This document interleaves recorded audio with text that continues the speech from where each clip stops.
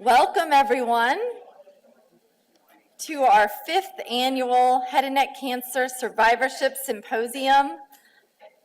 My name is Amanda Hollinger, and I'm honored to serve as Executive Director for the Head and Neck Cancer Alliance. We are just thrilled to be having you join us, whether you're here in Philadelphia today or joining us virtually online. The concept of this symposium came about because we all understand that there is still so much work to be done in improving outcomes for survivors and raising awareness and in just providing support to patients and their loved ones throughout their journey. So today we're really here to learn from one another. So please, if you're joining us virtually, feel free to introduce yourself in the chat. And for those of us together in person, introduce yourselves to your neighbors today, and let's get the conversation started. It's going to be an excellent and very interactive program, so I want to move on to that as quickly as possible, but I do want to thank a few key people. First of all, I'd love to thank the Alliance staff, especially Eileen Sexton, our Director of Programs, who has spearheaded this initiative. Thank you all. I would like to thank our American Head and Neck Society Planning Committee members, Drs. David Cognetti, Michael Moore, Heather Starmer, Nirav Goyal, and special thanks to Ariel Levine. I would also like to thank our Philadelphia partners and hosts, Jefferson Health, Fox Chase Cancer Center at Temple Health, MD Anderson Cancer Center at Cooper, and Penn Medicine. Lastly, a huge thank you to all of our generous sponsors. We really couldn't do this without you, and we encourage everyone to go visit those tables today. I would also like to recognize our Alliance board leadership. If you're here today, please raise your hand. We appreciate all that you do on our board. And before we move into the program, I'd just like to take a moment to introduce the Alliance, as some of you may be new to our organization. Our mission is to provide hope and support to individuals impacted by head and neck cancer, to raise awareness about prevention and early detection, and to advocate for improved patient outcomes. And we accomplish this mission through different programs. One of our key initiatives is our ambassador program. Some of our ambassadors are here today. If you could raise your hands. We thank you so much for your advocacy and appreciate your support.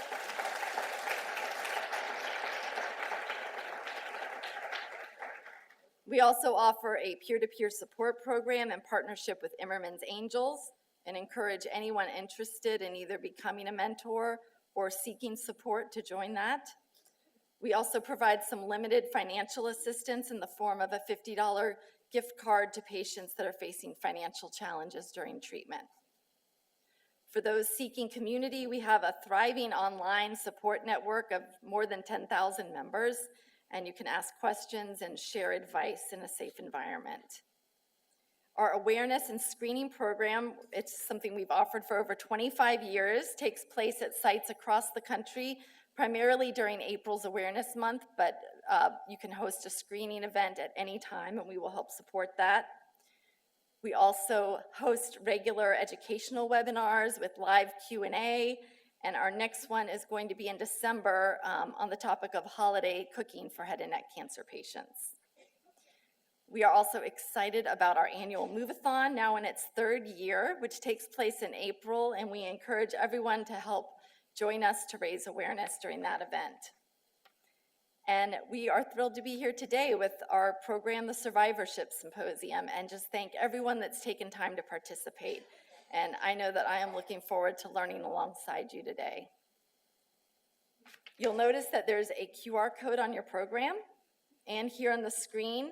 So throughout the day, we're going to have some interactive polls. In fact, I believe there's one that's live right now. So to join the poll and offer your feedback, you can either type the link directly into the browser.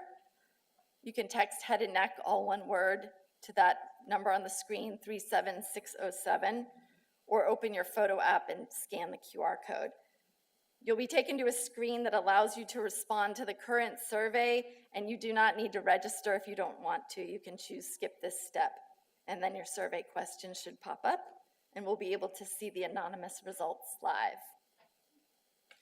Now I would like to turn it over to our hosts for the day, the Davids as I call them, Dr. David Cognetti and survivor David Caldarella.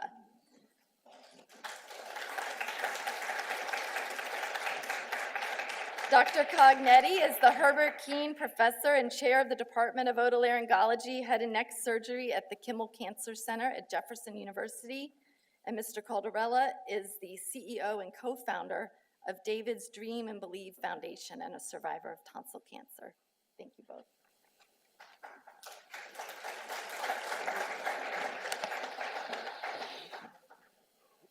Wow, it's even more impressive from up here and looking out at this room. So it's with great excitement that I welcome you to Philadelphia for this wonderful 2024 Survivorship Symposium. I've been looking forward to this for months. As you heard just now, this event brings together the dedication and expertise of two organizations, the Head and Neck Cancer Alliance and the American Head and Neck Cancer Society, in their mission to improve the lives of patients with head and neck cancer. There are 250 people registered for in-person, and I just learned this morning that we're up to 750 people registered virtually after picking up an additional 50 yesterday. That's due to the tremendous work of the Alliance, so thank you, Amanda Hollinger, who you just heard from, and Eileen Sexton and their entire wonderful team that I met yesterday, and thank you to Ariel Levine for coordinating this on our campus here at Jefferson. I'd like to thank all the board members who are here from every corner of the country. We have leading experts, surgeons, health professionals, speech pathologists, et cetera, and importantly, patient advocates who find this to be a priority to travel across the country to be here with you today. And I'm proud and grateful of my colleagues here in Philadelphia. So today you'll witness the close collaboration that we have here in Philadelphia. We have on the stage representatives from all four major cancer centers. Sidney Kimmel here at Jefferson, Abraham Cancer Center at Penn, Fox Chase at Temple, and the MD Anderson Cancer Center at Cooper. And we're all dedicated together. I assure you we're all our friends and collaborators in this shared mission. I was speaking with Susan McCammon yesterday, who's on the board and traveled here from Alabama. She's a leading surgeon expert in survivorship. And she said this is her favorite meeting. And the wonderful thing about it is it uniquely brings together survivors and their caretakers and professionals, and allows us to share experiences in a way that none of our other scientific meetings really allow us to do that. To the survivors and their caretakers, I can speak on behalf of all of the health professionals in this room. We understand that no matter how many patients we care for and how much expertise we build up, we cannot fully appreciate the perspective that you have through the lived experience. So we really, really are grateful, especially for you being here today and sharing your experience.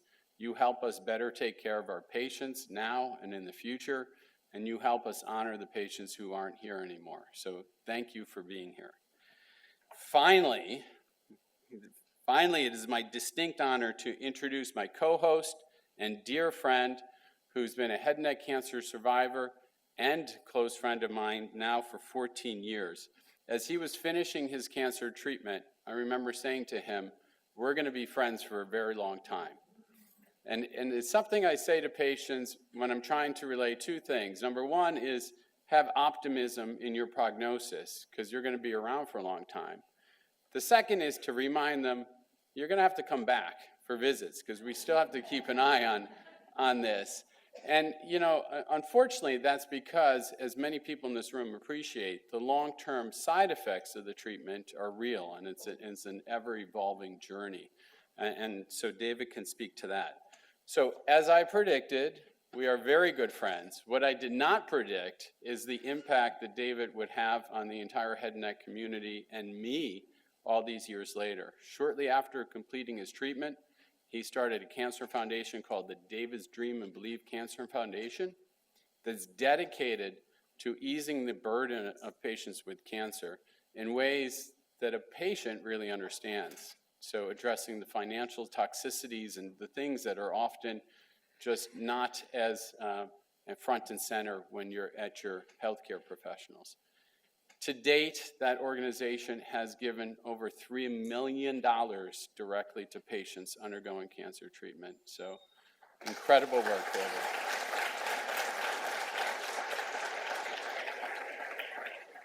The podium's yours.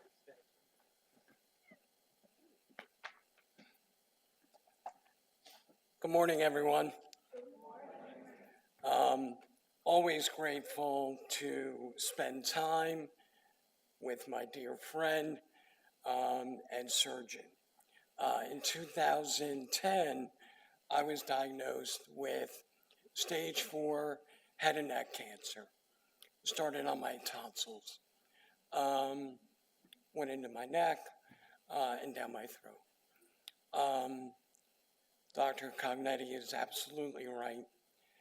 15 years later, we're still here together and still trying to help the cancer community. The one thing I wanted to talk about with the Head and Neck Cancer Alliance, I utilized it while I was sick. I always used to tell Doc, the more information you give me, the more informed I am, the better decisions I can make. I used the Head and Neck Cancer Alliance for that. And the one thing that I think ties in with my own little foundation is the community when you leave the hospital systems. We all, as patients, feel very safe in this environment when we're seeing our team, radiation, chemo, surgeons. When we leave, there is a sense of loss. That loss is picked up by communities like Head and Neck Cancer Alliance and like my own little foundation. It's critical work that they do. And the word that comes to mind is community, the community outside of the hospital system, the community that gives you support, resources, and helps you through that journey. And that journey, as Dr. Cognetti said, is still ongoing. I mean, right now I'm in the middle of hyperbaric treatments to have the wisdom tooth removed, right? It does never end, but we're still here, right? And these powerful and important organizations help us navigate during the illness and after the illness while we're still going through it. So I want to thank everybody at Head and Neck Cancer Alliance for everything you do for our community as patients. Thank you.